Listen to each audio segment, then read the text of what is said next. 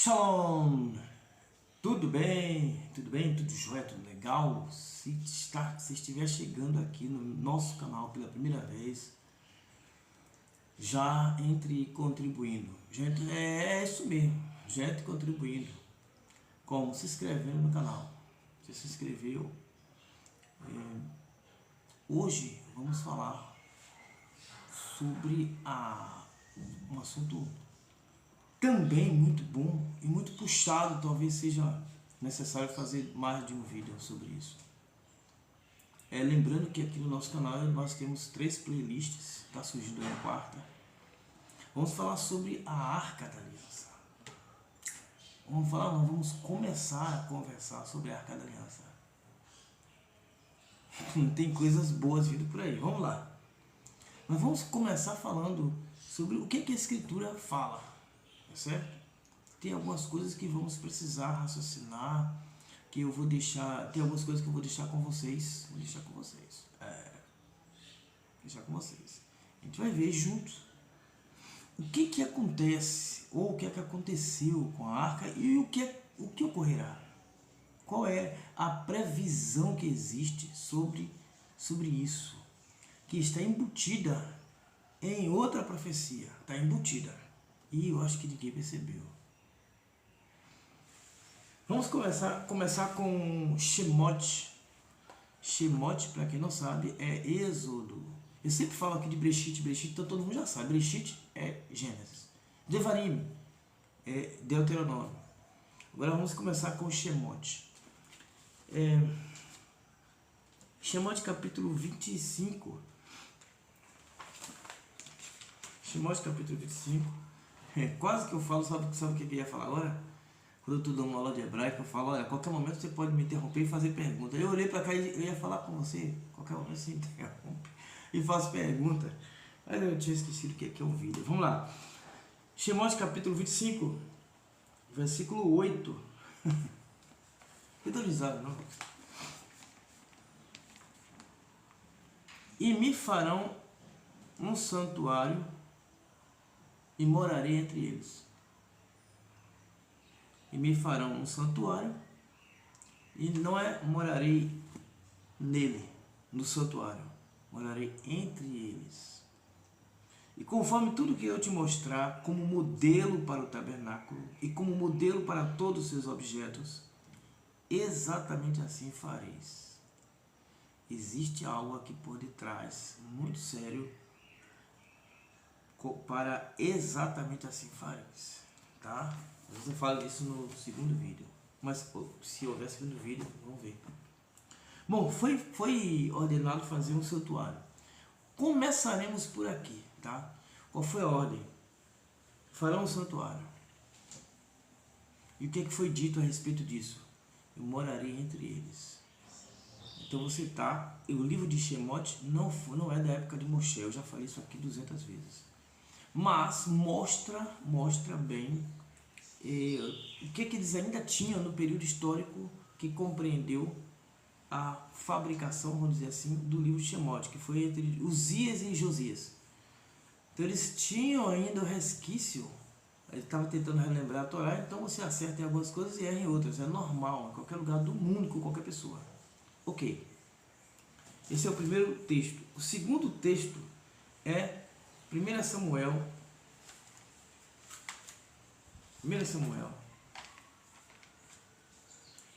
capítulo 7. Tem lá o santuário.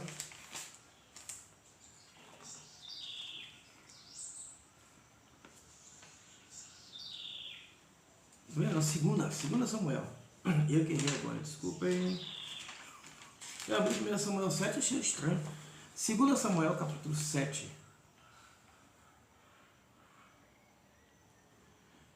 Versículo 1. E estando o rei em casa, pois o Eterno lhe dera descanso de todos os inimigos à sua volta, o rei disse ao profeta Natânia, que é David. O rei disse ao profeta Natânia: veja, rogo-te, enquanto eu moro numa casa de cedros, a arca de Deus mora dentro de uma tenda. enquanto eu moro numa casa de cedros, preste atenção, qual era o propósito inicial? Enquanto eu moro numa casa de cedros, a arca de Deus mora dentro de uma tenda. A arca dentro de uma tenda. Entenda. E Natã disse ao rei: vai e faz tudo quanto está no teu coração, porque o Eterno está contigo. Mas naquela noite, ponto 1. Qual era o real propósito de Davi? Ele raciocinou: eu moro numa casa de cedro e a arca mora dentro de uma tenda. Então o propósito de fazer o templo aqui de Davi era para colocar a arca. Percebeu aí agora? Muita gente não percebe isso. As pessoas falam sempre que Davi tentou fazer um templo, porque não sei o que, mas isso aqui passa desapercebido. O propósito do templo era colocar a arca dentro. A preocupação de Davi era a arca da aliança, a ferramenta, o instrumento mais importante da época. Estava morando em tendas. Enquanto ele, que não era o instrumento mais importante da época, era um ser humano que ia morrer, morava numa casa de cedro. Esse foi o raciocínio dele. Então a ideia é botar a arca dentro do templo. Presta atenção. Versículo 4. Mas naquela noite, a palavra do Eterno veio a Natã, dizendo: vai e diz ao meu servo, a Davi, assim disse o Eterno: haverias tu de construir-me uma casa para a minha habitação? Espera aí, calma, respira fundo, respira fundo. Eu vou repetir o versículo 2. Veja, rogo-te, enquanto eu moro numa casa de cedro, eu, Davi, a arca de Deus mora dentro de uma tenda. Davi não disse que era para o Eterno habitar ali. A ideia dele era colocar a arca. Mas veio a mensagem dizendo: haverias tu de construir-me uma casa para a minha habitação? A habitação de Deus então era na arca? Claro que não. Mas a arca representava a presença de Deus. Isso todo mundo sabe. O problema é que no decorrer do tempo, algumas coisas passaram desapercebidas. Então não confunda. Algumas pessoas confundem, dizendo eles construíram um templo para Deus morar. Não, o propósito era a arca de Deus. Como representava a presença de Deus, a presença do Eterno, vamos dizer assim. Então aqui foi dito: para minha habitação. Só que as pessoas pegam esse texto aqui, para minha habitação, e aí começa a levantar um bocado de doutrina. Tenha calma. Porque em nenhuma casa habitei desde o dia em que fiz subir os filhos de Israel do Egito até hoje. Aqui vai dar outro vídeo. Porque em nenhuma casa habitei desde o dia em que fiz subir os filhos de Israel do Egito até hoje. Mas sim tenho andado em tenda. Quem tem andado em tenda? Volta ao versículo 2. Veja, rogo-te, enquanto eu moro numa casa de cedros, a arca de Deus mora dentro de uma tenda. Então, tudo que ele vai dizer aqui se refere à arca morando numa tenda. Nenhuma casa habitei desde o dia que fiz subir os filhos de Israel até hoje, mas sim tenho andado em tenda. Não pegou a ideia? Não pegou? Não sacou a ideia, não? Não sacou, não? Não? Eu vou fazer outro vídeo específico, mas eu vou soltar aqui. Vou soltar agora. Mesmo assim, eu vou fazer outro vídeo só sobre essa visão. O texto aqui está indicando se quem está dentro de uma tenda é a arca. E a arca representa o Eterno, a presença do Eterno. E o próprio texto diz: Desde os dias em que eu tirei o povo de Israel do Egito, tenho morado em tenda. Vai, raciocina. De onde vem a arca? De onde vem a arca?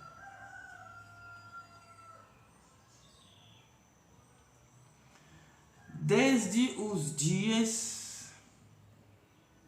dia em que fiz subir os filhos de Israel do Egito até hoje, a época de Davi. Mas sim tenho andado em tenda e em tabernáculo. De onde vem a arca? De onde vem a ideia da arca? É exatamente isso. E em todo lugar em que tenho andado com todos os filhos de Israel, porventura falei alguma palavra com alguma das tribos de Israel, a quem mandei apacentar o meu povo de Israel, dizendo: por que não me construístes uma casa de cedros?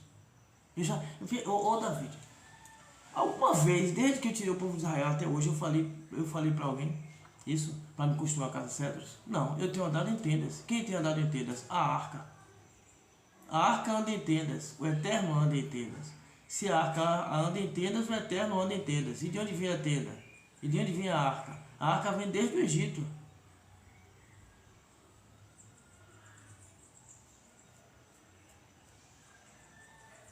Por isso que eu sempre falo, para ter cuidado com o livro de Shemote. Tomem cuidado com o livro de Shemote, porque por ser um livro que foi escrito muito tempo depois de Moshe, a impressão, aí depois foi colocado logo em sequência, depois de Breshit, a impressão que dá é que tudo começa ali. Não. Tomem cuidado, muito cuidado com o livro de Shemote, tá?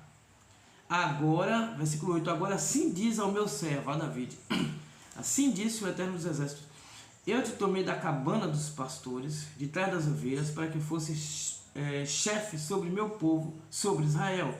E estive contigo por onde quer que foste, destruí os teus inimigos, e te fiz para ti um grande nome, como o nome dos grandes que há na terra. Aí segue o texto, ele vai ser, entre aspas, repreendido, mas vai ser suavizado tudo, porque haverá uma promessa, que é o filho dele quem vai construir. Quando você chega em 1 Reis capítulo 12,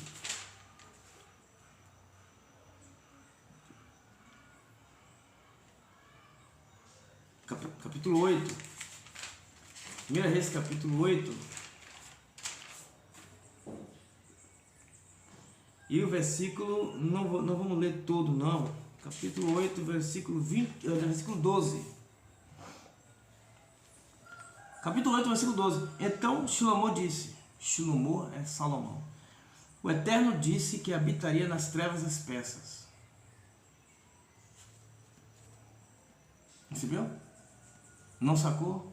Não percebeu? Ele disse a Davi: eu moro em tendas.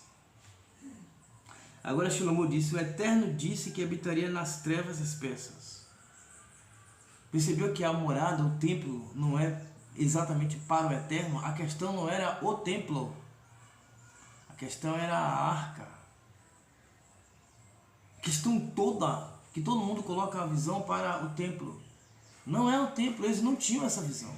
Isso é uma visão de agora. Eles não tinham essa visão. A visão, o centro de tudo era a arca. Era isso aqui. A coisa mais importante era a arca. O Eterno disse que habitaria em trevas espessas, mas eu te construí uma casa para a morada. Shlomo disse, olha, o Eterno disse, eu moro em trevas espessas, mas eu construí uma casa, eu te construí uma casa para a morada, assento para a tua eterna habitação. O termo hebraico aqui indica para tempos vindouros, e foi traduzido para a tua eterna habitação. Nem sempre a palavra olam, outra palavra que indica eternidade, como ad, vaed, nem sempre é no sentido de eterno, no sentido que nós conhecemos. Nem sempre. Uma vez eu fiz um estudo, só por curiosidade, foi só por curiosidade, da palavra olam, onde ela ocorre. Nem sempre quer dizer para sempre no sentido para frente. Nem sempre. Então o rei virou seu rosto e abençoou toda a congregação de Israel, e toda a congregação de Israel estava em pé, e ele disse: bendito seja o Eterno, o Deus de Israel, que falou pela sua boca a meu pai David, e pela sua mão o cumpriu, dizendo: desde o dia em que eu tirei o meu povo de Israel, não escolhi cidade alguma de todas as tribos de Israel para construir alguma casa e lá estabelecer o meu nome. Não escolheu, mas escolhi a David para que reinasse sobre meu povo Israel. Então, duas questões aqui que são as maiores relevâncias em toda essa história. Duas questões: a arca e David. O Eterno está dizendo claramente: eu não escolhi nenhuma tribo, nenhuma, porque ele vê como uma pessoa só, como um homem. Não escolhi a cidade alguma de todas as tribos de Israel. Eu já fiz um vídeo aqui sobre isso. O nome da cidade, o nome do Eterno, está lá na playlist do nome do Eterno. Não foi escolhido. Só que ele escolheu David. E David escolheu Jerusalém. A escolha de David prevaleceu porque ele foi escolhido. David foi escolhido, não Jerusalém. Jerusalém foi escolhido por David. O Eterno aceitou a escolha de David. Por isso se tornou o centro. Mas não foi o Eterno quem escolheu Jerusalém. Não foi. Então, presta bem atenção. Versículo 17. E David, meu pai, propusera em seu coração edificar uma casa ao nome do Eterno, o Deus de Israel. Ao nome do Eterno. Já fiz um vídeo sobre isso aqui. Vai na playlist sobre o nome do Eterno. Quando você não for lá, você não vai entender o que eu estou falando aqui. Porém, versículo 18. O Eterno disse a David, meu pai: porquanto propusera no teu coração construir uma casa ao meu nome, bem fizeste em propô-lo no teu coração. Porém, tu não construirás esta casa, mas teu filho, que descender de ti, ele construirá esta casa ao meu nome. Em nenhum momento fala de habitar. Em nenhum momento. Assim o Eterno confirmou a sua palavra que havia dito, e me levantei em lugar de David, meu pai, e me assentei no trono de Israel, como o Eterno falara, e edifiquei uma casa ao nome do Eterno, o Deus de Israel.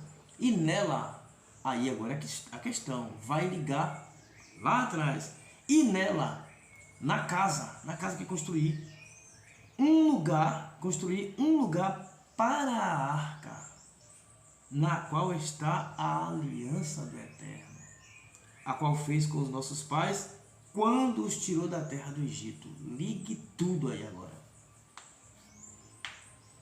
O propósito da construção do templo era proteger o maior instrumento de guerra da época, a Arca da Aliança. Este era o propósito. Nunca houve esse propósito de, como se fosse, entre aspas, colocar o Eterno dentro do templo, prendê-lo. Eles não tinham essa visão. As pessoas de hoje é que querem ler esses textos e embutir sua visão de hoje dentro da Escritura. Eles não tinham essa visão. A visão, o centro de tudo, a questão toda era a arca. Proteger a arca. Essa era a visão. Tá certo? Combinado? Se você encontrar algum outro texto claríssimo que fale sobre o Eterno habitar ali, ficar... Não existe. Eles não tinham essa visão. A visão que eles tinham do Eterno é completamente diferente da visão da maioria hoje. Certo? Vamos... Bom, Jeremias, capítulo 3. Vamos em Jeremias. Provavelmente eu vou precisar fazer outro vídeo, de fato, sobre este assunto. Um assunto extenso. Eu vou terminar aqui com Jeremias, capítulo 3, versículo 11. E o Eterno me disse: a apóstata... Eu vou ler o versículo. Desculpem, eu vou ler o versículo. O versículo isolado. Depois a gente vem para aqui. Vou ler o versículo isolado. Versículo 16. E quando vos multiplicardes e prosperardes nesta terra, diz o Eterno, não mais falarão na arca da aliança do Eterno, nem pensarão nela, nem a mencionarão, nem sentirão sua falta, nem mais a farão. Isso aqui é um versículo isolado. Um versículo famoso. Mas eu vou ler a partir do versículo 11 agora.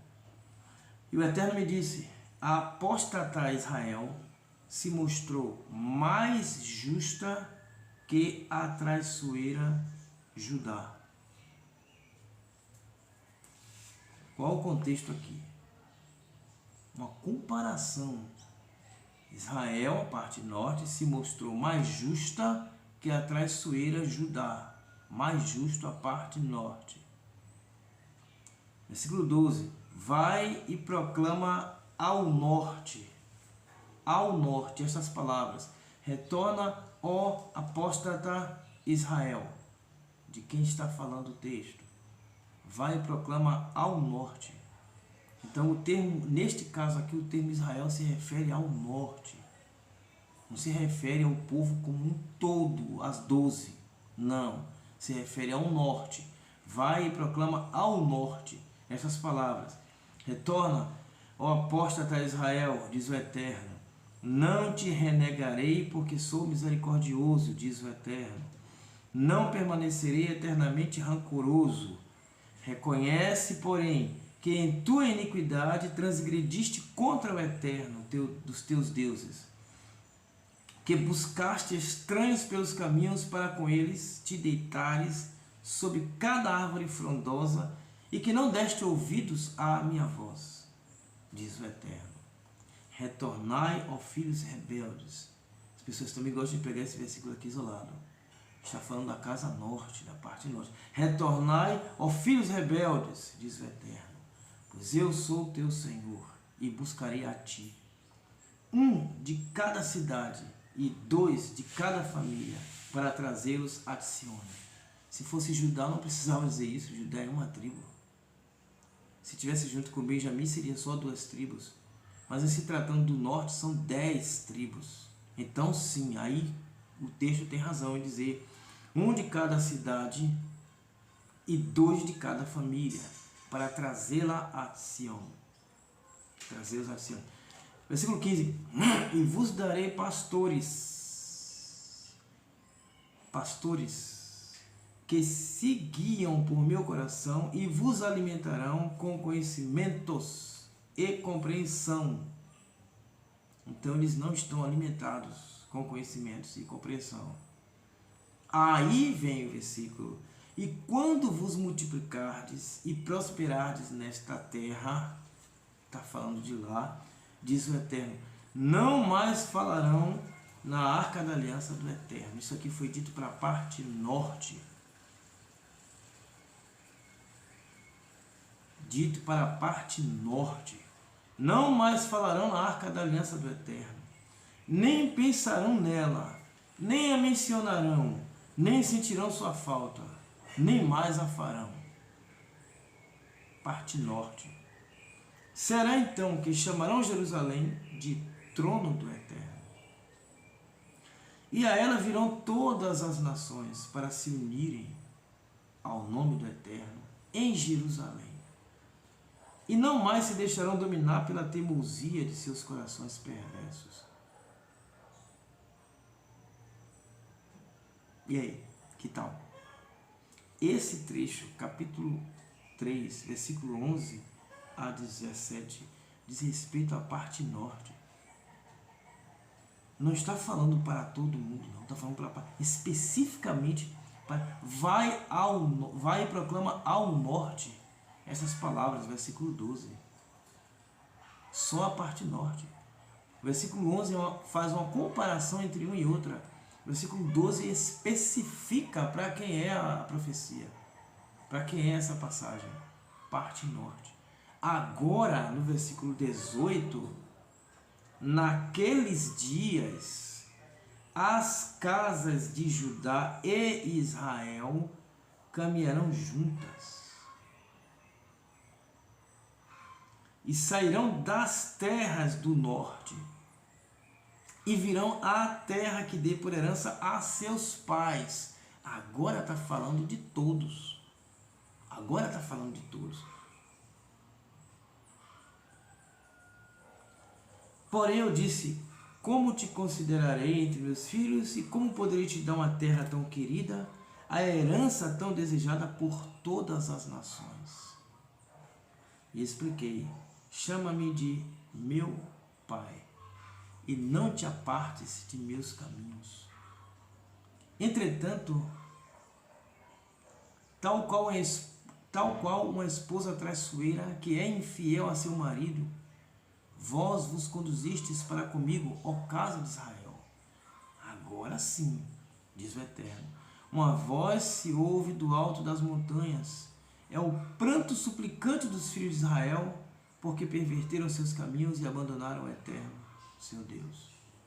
Então são duas coisas absolutamente diferentes.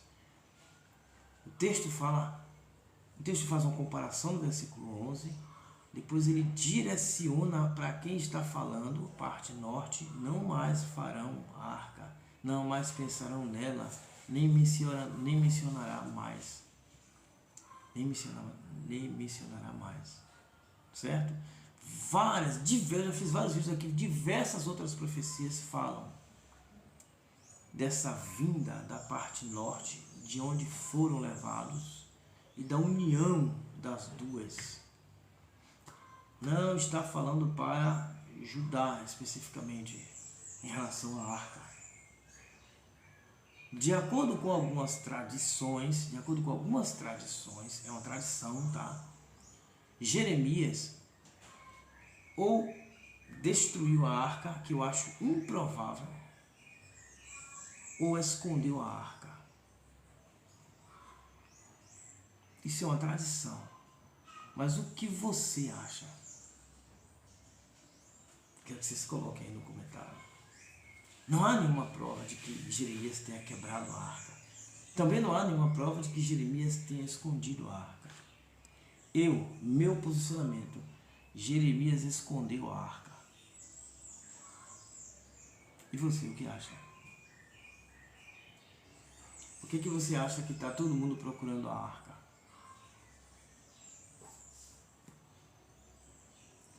Por que está escrito em Ezequiel 37? Só para a gente terminar. Calma lá. Por que está escrito em Ezequiel 37? Uma profecia que eu já falei várias vezes aqui. Versículo 26.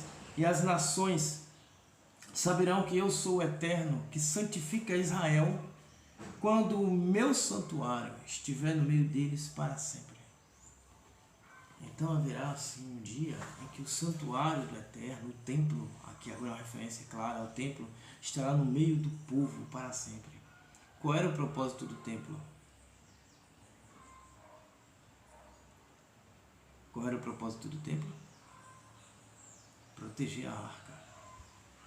E Ezequiel disse que as nações saberão quem é o Eterno quando o santuário estiver, quando o templo estiver no meio da nação.